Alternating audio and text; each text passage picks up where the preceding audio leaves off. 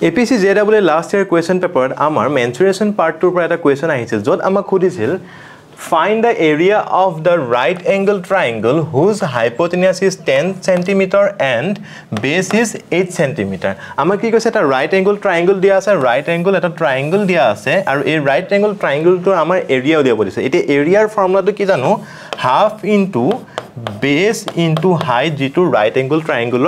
area ওলোৱা formula হয় এতিয়া আমাক ডাটা কি দিয়া আছে ডাটা দিয়া আছে যে hypotenuse ৰ ভ্যালু 10 cm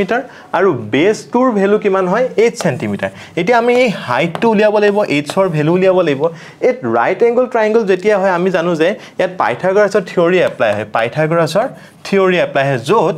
AC স্কয়াৰ মানে আমি ধৰি লৈছো হাইপোটেনশিয়াল AC বুলি AC square equal AB square plus BC square এটা যদি এখিনি সলভ কৰো গৈ আমি AB ৰ ভ্যালু কিমান পাম গৈ AB ৰ ভ্যালু পাম গৈ 6 এটা যদি এখিনি পুট কৰো ইয়াত হাফ ইনটু B ৰ ভ্যালু কিমান হয় ইয়াত 8 আৰু h ৰ ভ্যালু কিমান হৈ গৈ 6 সো এখিনি যদি ক্যালকুলেট কৰো আমি কিমান পাম 2 3 টাইমস গব